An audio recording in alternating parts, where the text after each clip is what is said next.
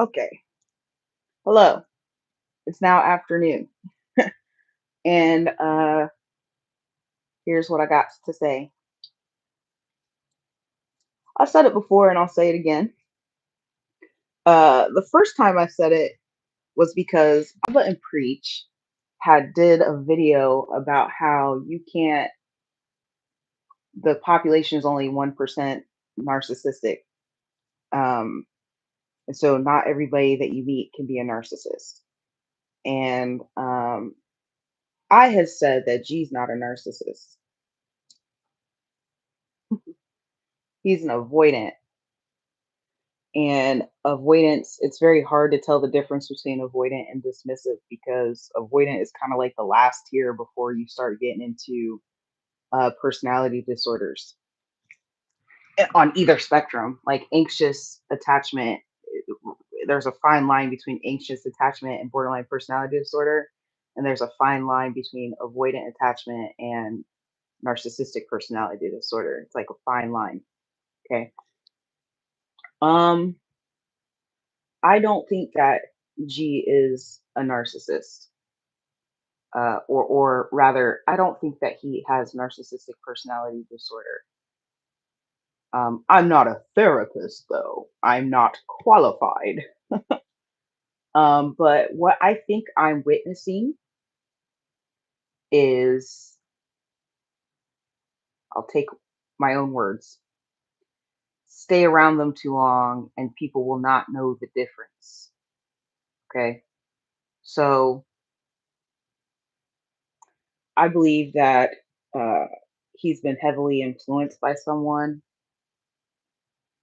who is extremely narcissistic, psychopathic, sociopathic, possibly. Um, and because of that, his choices were affected, and that he could have very well been manipulated, like many others. Because here's the thing about that gang stalking thing, that video that I had talked about. I think her name was Heidi Rowan, possibly. Heidi was definitely her first name. I don't remember her last name, but she was saying that gang stalking, it consists of narcissistic people. Narcissistic does not mean personality disordered. It means people that possess a lot of the narcissistic traits but aren't necessarily diagnosed, okay?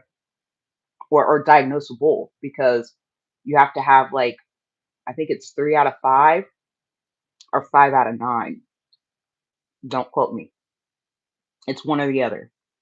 It's either 3 out of 5 or 5 out of 9 in order to be diagnosed.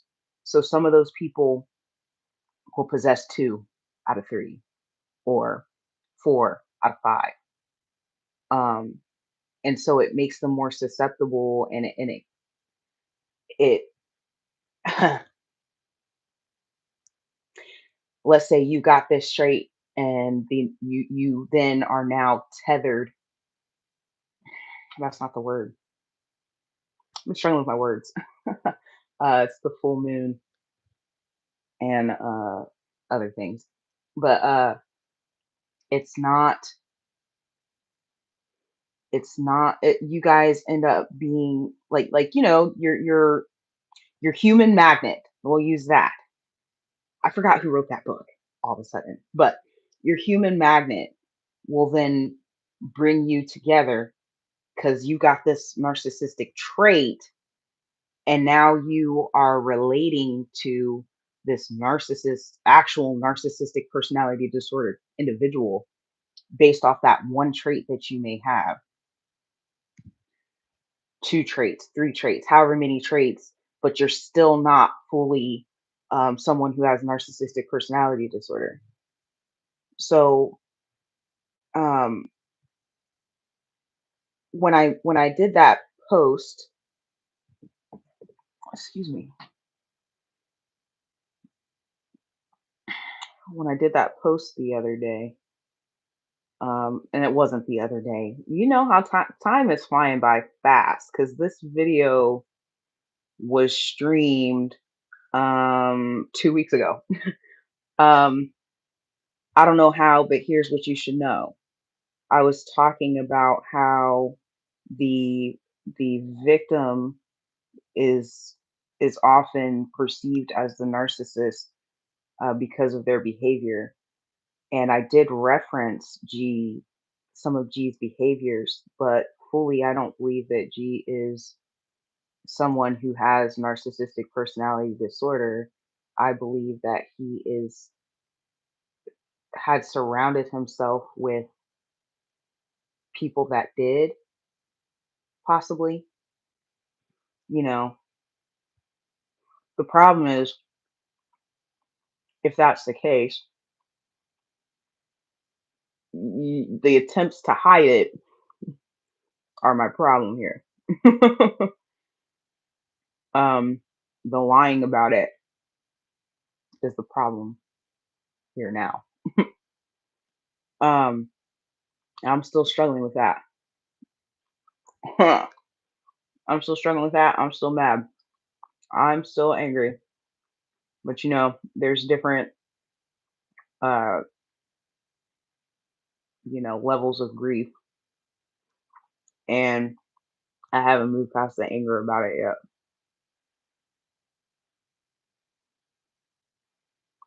I'm still in the anger phase.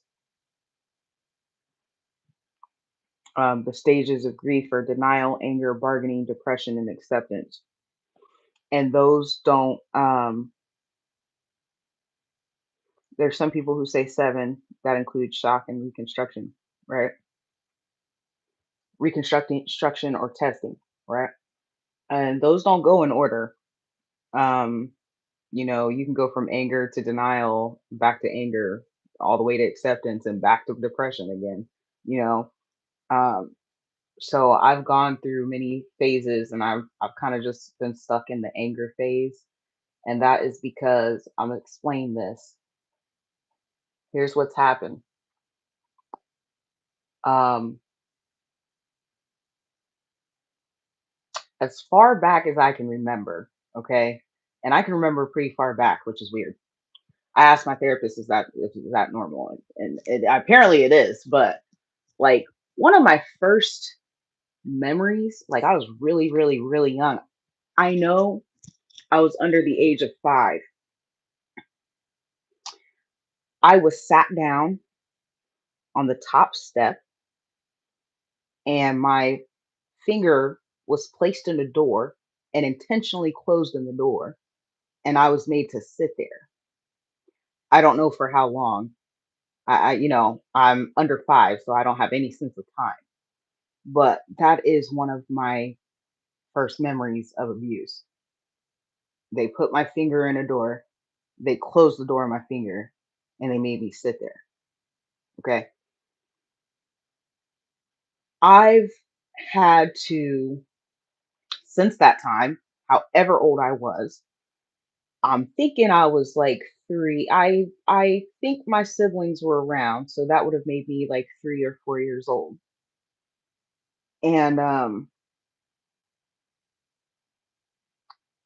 I've had to like go through life and experience these things, not know what it is, not know that it's bad, and still be in the presence of those people, forgive them, okay? Because there ain't nobody apologizing. Forgive and forgive. Once you remember something else, oh, forgive. Remember something else, forgive, forgive, forgive. And there's all this forgiveness without any apologies, right? And I think that I just reached my maximum of forgiveness without apologies, which keeps me in a state of anger because it's now this incident has now changed something about me. I've been able to forgive and forgive and forgive and repair and forgive and repair and forgive. Ain't nobody apologizing. Some shit can't be repaired, but I'm forgiven and forgiven and forgiven. And no apologies have come my way. And to some extent, you can pride yourself on that.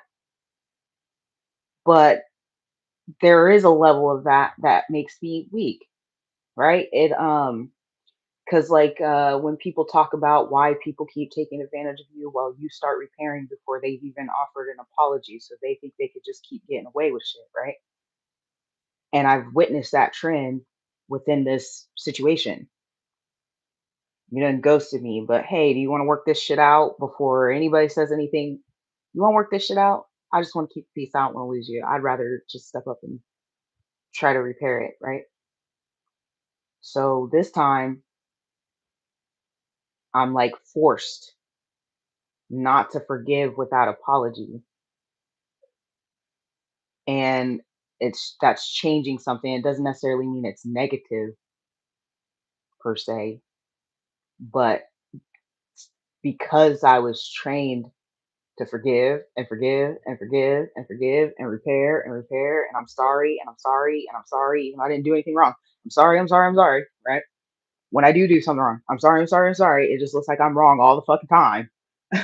you know, now that we've gotten to this point where I've been forced to change something about my behavior, it makes me mad. It makes me like really mad. Like, I've been so forgiving all this time, and now this time I can't do it. I can't do it. I'm gonna need the apology in my face, and if you don't give it to me, I very well may never forgive you. And I never thought I'd be that one. In fact, there's a video, kind of like in the beginning of my channel in the first year, where I was talking about the work that I was doing and how I forgave everybody.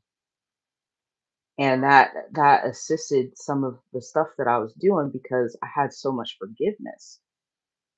And then to be, a few years fast forward and I cannot forgive this individual without an apology. That ain't that, that's foreign, but I still don't think, I've said it and I think some people have kind of repeated the sentiment that they believe that this individual is narcissistic personality disordered, and I don't believe so. I think he's got some strong traits, and those traits are coming from being in an environment in which people are behaving narcissistically and actually are disordered. And so when you spend too much time around those people, it's hard to tell the difference. You start to pick up some of their shit.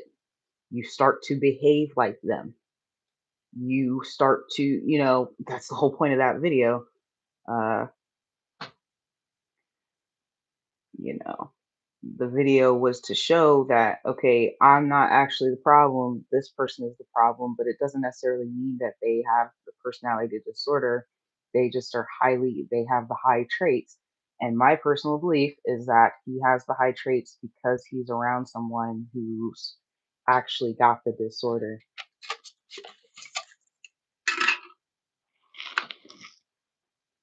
Stay around them too long and you can't tell the difference. I'm gonna say it a couple times, my own fucking quote.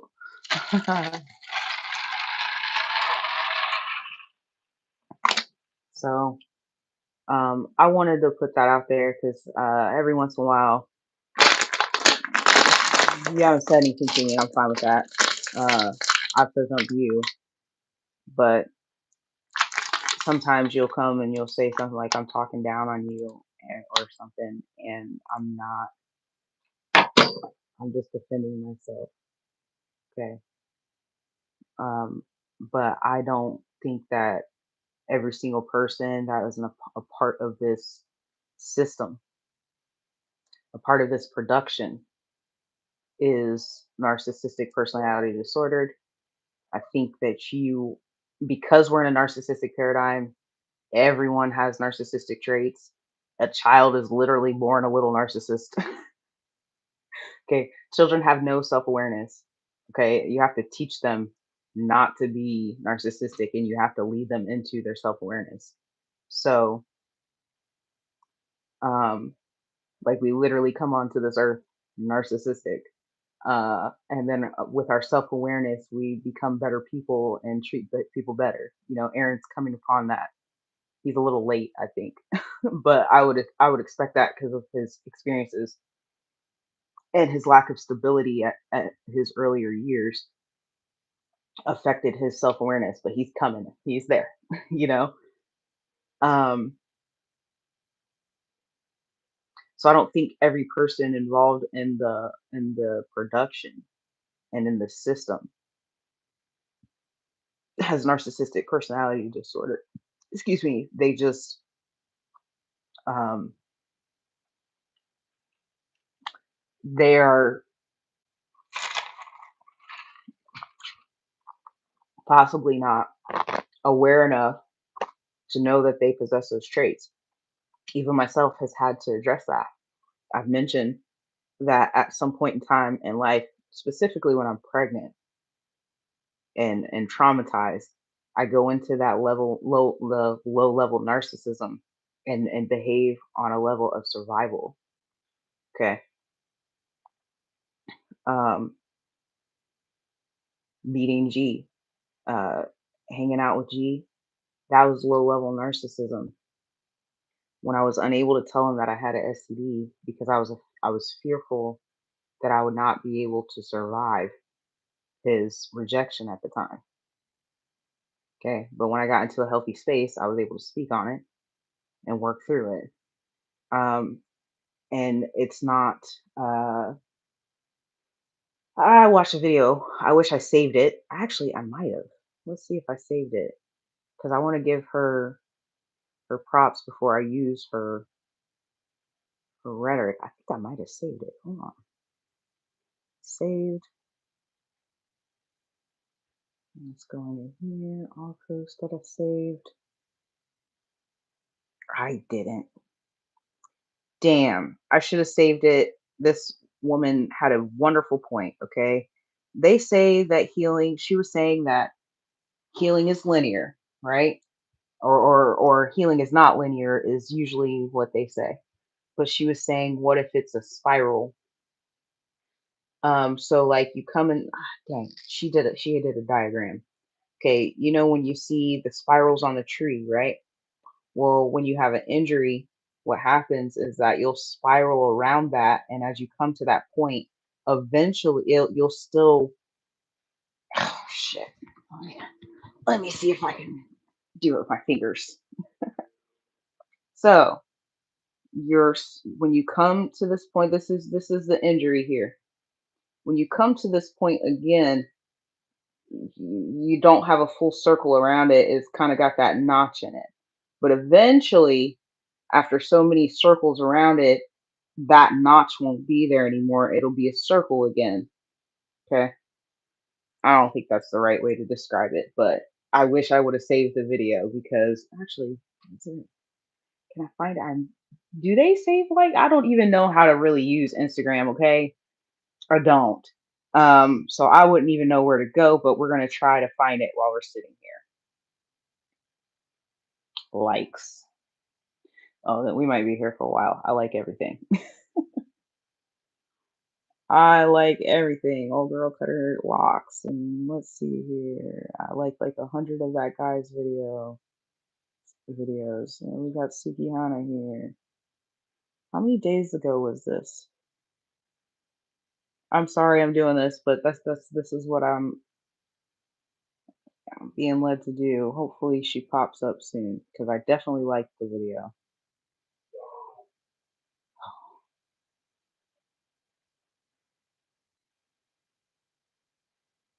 Okay, it's got to be before. It's before this.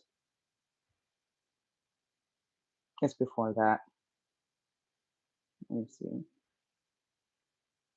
Well, that's what I get for sitting on here, but a lot of it's healing work. Like there's a lot of therapists in here and stuff like that. Um, okay, it's after that though. Hold on. Where are you? This was one of the best things I had heard, and I was like, yo, this makes complete freaking sense, but now I can't find it. Oh my god. Oh, by the way, if you get a chance, you should check out Let's Not Date on Instagram. She's hilarious.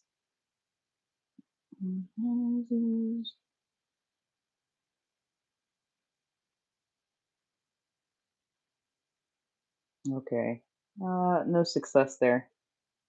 If I find it, I'll come back and talk about it because oh, here it is. Instead of seeing time as linear and feeling like I would be going back if things from my past were hard, I've recently thought about it instead as a spiral. So, like a tree, we grow outwards. Let's say something really horrible happens and it interrupts our growth. It's going to be really hard to get around it, but we can. Now, here's what changed my life. When we get back to the same spot in time, we're not going backwards, we're just having to regrow around it. And then when we go back again, we're regrowing around. So when we revisit the same thing again and again, we're still healing and we will heal, but we're going back and revisiting it. However, it's because we're growing outward that it's coming up again. Not because we're falling back, but because we're growing outwards. Instead of I really like that. As her name is Honest Faith Club. All right. So that one, I can't remember why I just brought that up. Sick. I went to go look it up, and now I can't remember what was the point of me bringing that up. Damn. Oh Lord, help me, Father. Damn. What was the reason why I brought that up? I can't recall. So if you were watching, hopefully you caught the point that I was trying to make with that. I loved that. I thought that was really good. And that's I think that's what's happened here. Oh, well, essentially what's happened with me is now I've hit that.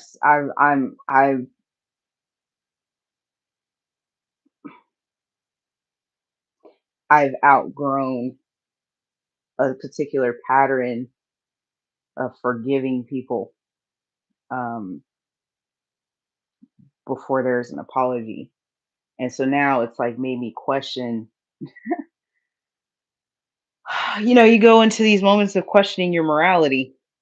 Was it really moral of me to be forgiving people without apology, or was that just like a people pleasing thing? Hmm. Well, we all know the answer to that. Well, if you're, I hate this freaking chapstick. It makes my lips look dry because it's got like this pink tone, but it's not a pink tone that matches my skin. So, that's all for now. That's all for now. I said that the boy, I think people were in agreement that the boy is narcissistic, but I just think that he got in with the wrong crowd. And when you get in with the wrong crowd, sometimes it can make it hard to tell the difference between them. And I don't think that everybody within the system uh, has narcissistic personality disorder.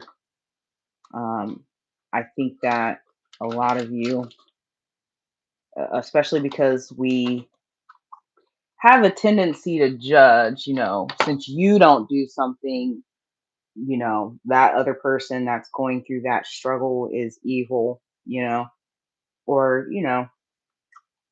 stuff like that. Um, I think we all have a tendency to do that. And then, excuse me, I'm sorry. Then we have the other part of being addicted to drama, being addicted to gossip, being addicted to feeling morally on the high ground. Like that feeling of I'm better than this person and finding someone to target and feel better than. It's kind of narcissistic, but I think it's also just human. It's human to look at somebody at times and be like, oh, I know I'm better than them. It's a human thing, you know? Humans are natural competitors. But the problem comes in when you think that you can ruin somebody's life because you think you're better. You can repeatedly humiliate them in public because you think you're better. Um, that's when it becomes a problem, and that's when it becomes a narcissistic coven. But anyway, now I'm just babbling. Y'all have a good day.